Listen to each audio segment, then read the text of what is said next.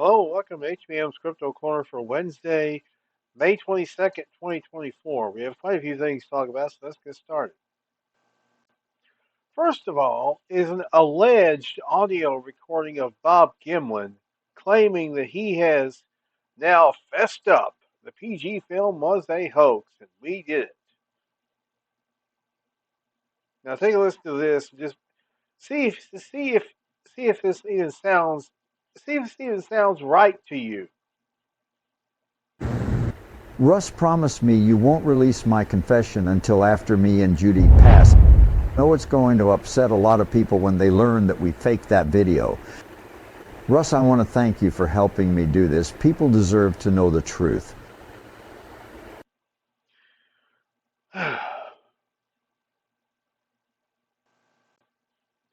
Now, the reason I said that it sounds it's an alleged recording of Bob Gimlin saying that he and Roger hoaxed the film is because it is most likely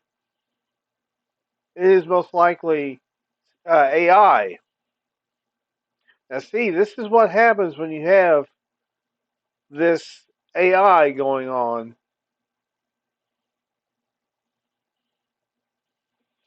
I knew that I knew eventually that we were going to have something like this, something similar to this. That there would be something like a recording of some sort which would make a claim about Bob Gimlin. I mean, are they ribbing us with this? Bob sounds about 30, not 90 in that clip. I mean, come on. This can't be the real Bob Gimlin. Allegedly, Russ Accord, supposedly, I don't know if this is true or not,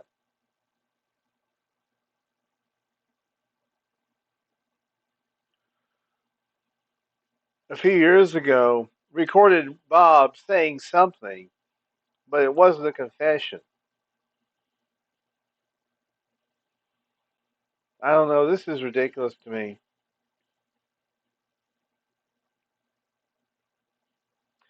Well, it's either one of two things. It's either AI or it's some kind of a hatchet job or some sort of edit job. Either way, I'm just I'm ticked off that this would happen to a guy like Bob.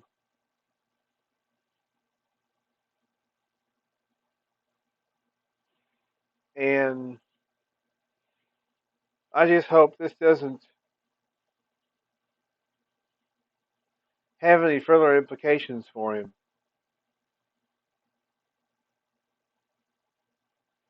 I mean, I don't believe the PG film is hoaxed. I'm 70-30 convinced that it's real, that it's real Sasquatch. And besides, here's the thing: there's only one video on this guy's channel. It's the only video on this guy's channel. No information, no context, no nothing. No big announcement, no nothing like that. So Russ why should promised we me you believe it? won't release my confession. Until Russ comes forward and says, yes, this is real, I'm just going to say this is just a bunch of BS from some guy who's got way too much time on their hands. Speaking of hoaxes, Sharon A. Hill has an interesting article, and these photos have just emerged within the past week or so, allegedly of a thylacine. Suspicious photos of alleged thylacine revealed by pop wildlife biologists. New photos claim to show a thylacine in Tasmania, distributed by a popular television personality who popularizes mysterious animal sightings. The photos and the backstory appear bogus. In today's tech landscape, where digital images can be easily manipulated or manufactured, cryptid images without additional evidence should, by default, not be considered useful. One other thing I forgot to mention about the Bob Gimlin audio, the alleged Bob Gimlin audio, Scarlett Johansson had the same thing happen to her. There was an alleged audio of her released saying something incriminating.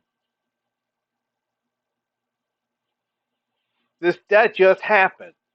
So this is not the first time this has happened. It's not the most famous case. Scarlett Johansson's the more famous case, obviously, at least in the world's eyes.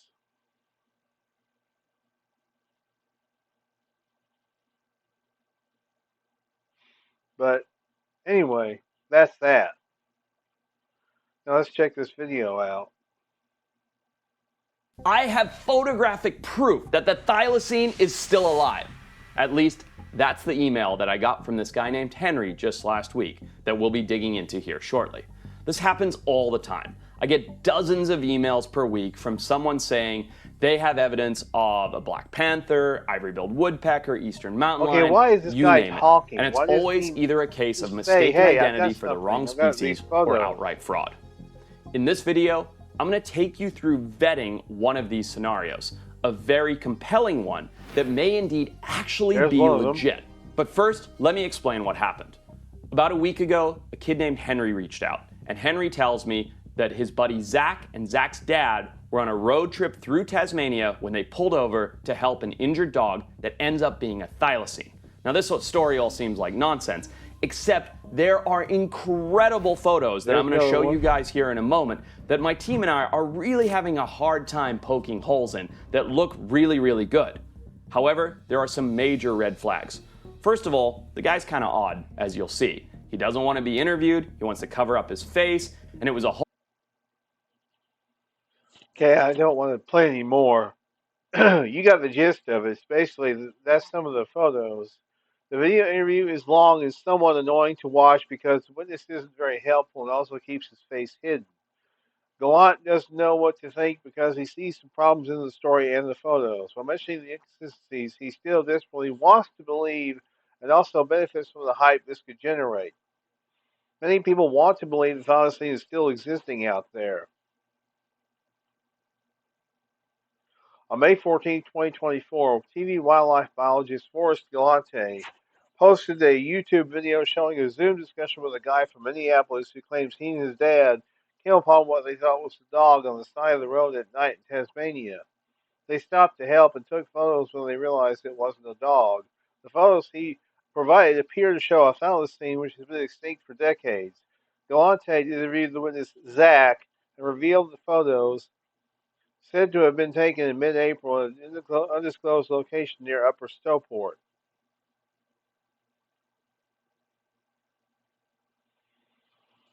And here's the photos, allegedly, of this thylacine.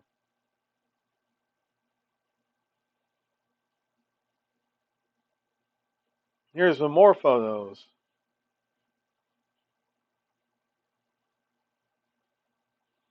That, to me, looks made up and CGI. That does not look real to me. It looks like either one of two things, either a dummy head or CGI. I'm fairly sure this is all just CGI.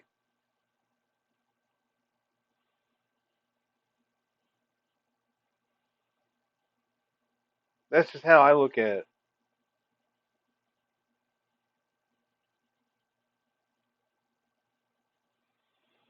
Hey, I could be wrong, but I don't think I am. Here's some of the comments, as you can see right here.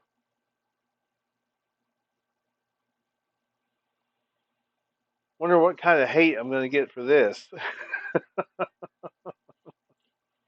Probably none. I probably won't get much heat from this. Hopefully, I shouldn't, because it's the truth. I know Sharon Hill is a skeptic. Skeptics bad. Well, skeptics are not always bad. Sometimes skeptics help keep us straight and on the straight and narrow.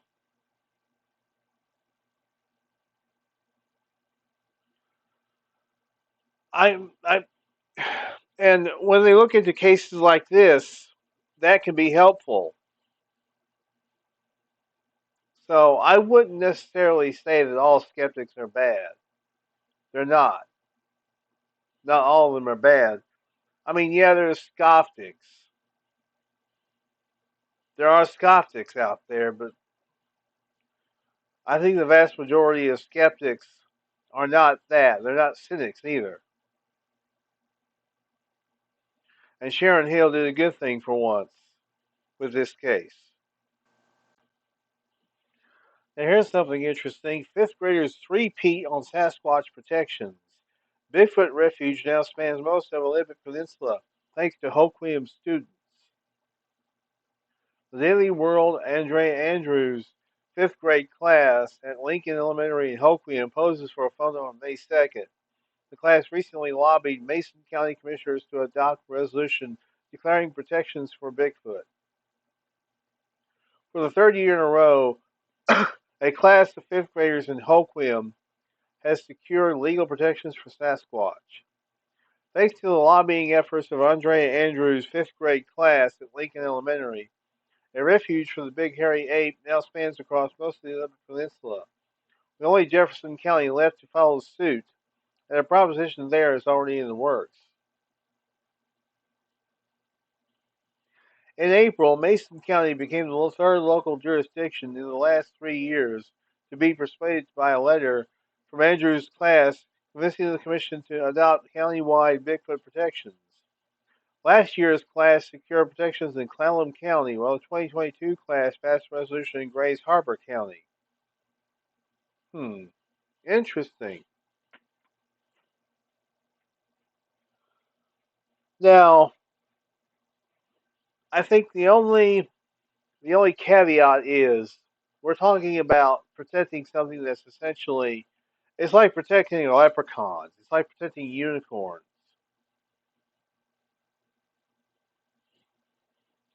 Sasquatch has not been absolutely determined to be real. It has not been determined to exist. They have not been determined to exist.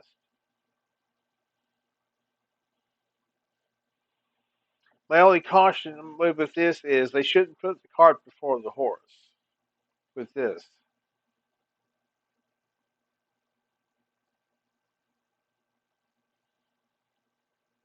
I mean, it's terrific that they're doing the students are doing this. That's terrific, but it's a little bit jumping ahead, I think.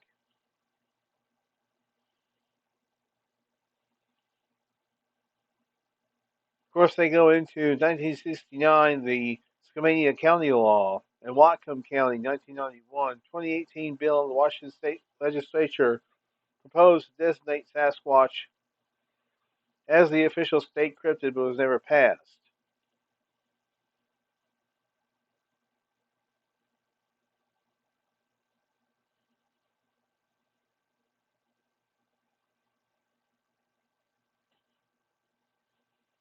It's a good accomplishment for the students,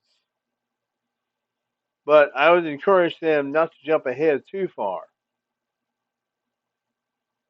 and put the cart before the horse, as it were. DNA confirms there is a big cat roaming the British countryside. Could this conclusive evidence that proves there are big cats? Could this be conclusive evidence that proves there are big cats roaming the British countryside? The DNA of a big cat in the Panthera genus, probably a leopard, has been identified from a swab taken from a dead sheep in the Lake District. This is the first time that big cat DNA has been found on a carcass in the UK. The analysis was carried out in a laboratory at the University of Warwick run by Professor Robin Allaby. Allaby told BBC Wildlife that it was very hard to lift DNA from swabs taken from carcasses, but there was no doubt in this case. It makes me a convert to the existence of non-native big cats in the UK, Allaby said. Until now, I've remained open-minded. I think that's my job as a scientist. Allaby has previously identified a bit of a claw that was sent to him from England from someone who wished to remain anonymous from the north of England, as also belonging to a cat in the Panthera genus. Allaby started up the testing service 12 years ago when a roe deer carcass that had been scavenged was discovered in a small valley near Stroud in Gloucestershire. What we found on that one was fox DNA, which are a really underestimated predator, Alaby said.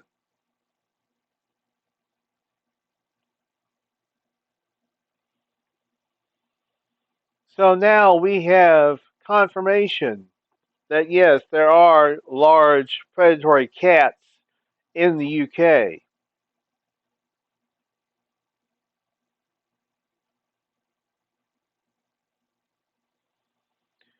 Now, my other thing is if Sasquatch attack our cattle here in the United States and attack other things, why don't we get DNA swabs of that? Why don't we try to get swabs of those attacked animals? That's my question. Has anyone ever thought to try to do that? That's my question. Like they did here. Be interesting if they did. I want to point to the Squatchopedia, squatchopedia.org website. It's got all kinds of interesting content. They basically go through about 60 years of cases and even individuals.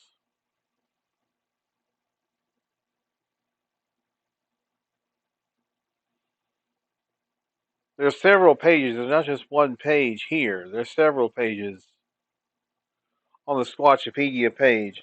It's just like Wikipedia, except it's better researched, I think. This is by Darren W. Lee or D.W. Lee and the Mid America Bigfoot Research Center.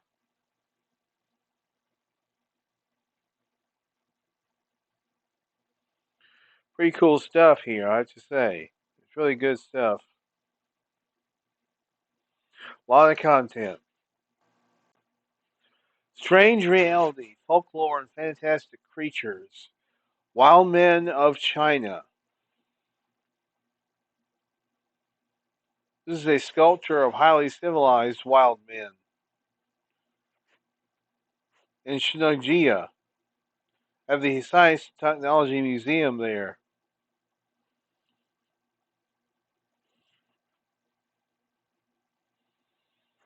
Here's a professor known as the Wild Professor, Liu Mingjuang.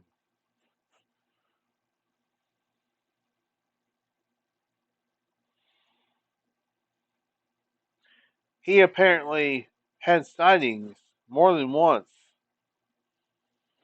of these Yeren.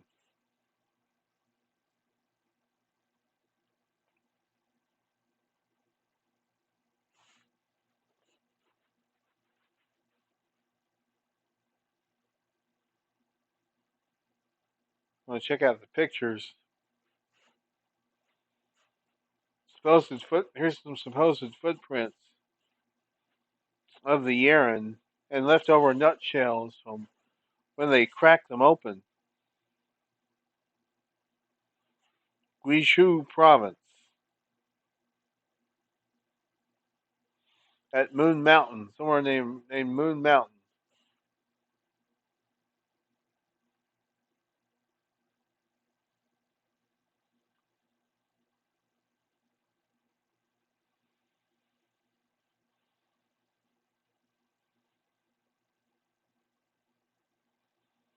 This is a artist's representation of what may be a wild man.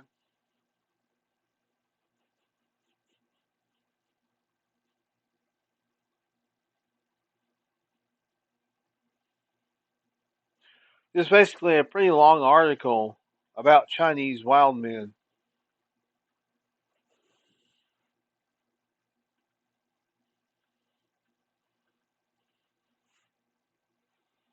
Let y'all check that out. I found a website where, let's say you find something that you don't know what it is, something unusual, an unusual sample of some sort. Well, this website is where you can send your sample to Darby Orcutt. You can offer your sample using a form. Biological specimen that seems to be unusual. I guess it doesn't have to be Sasquatch. It can be anything, I guess.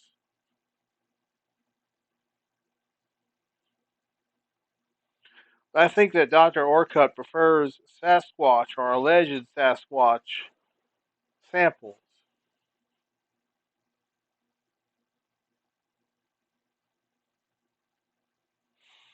I'll link to this below so you guys can check it out.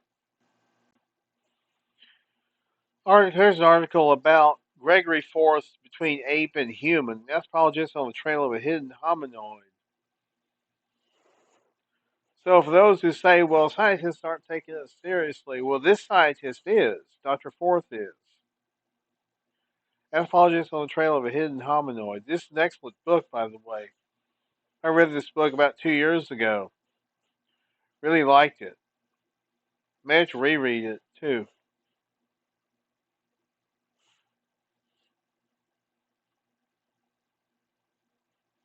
This is from the Leo region of Flores. Yes, Flores, the same place where the Homo floresiensis was found, the hobbits.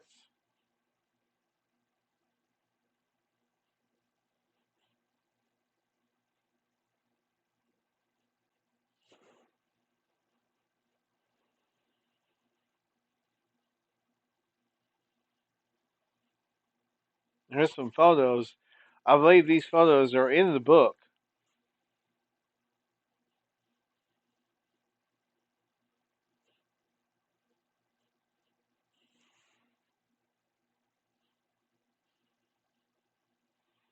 There's a photo of Dr. Forth.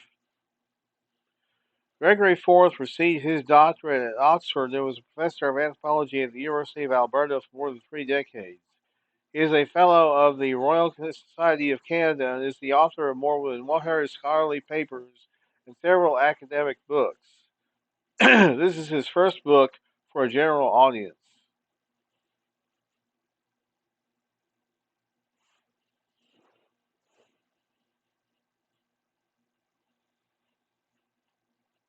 So, let you guys check this out. The book is on Amazon, by the way, if you want to order it. Finally, I want to point out Hancock House Publishers has many terrific books for sale. Some of them are for sale, some of them may not be, but well, they do have a lot of terrific books for sale. Some great titles.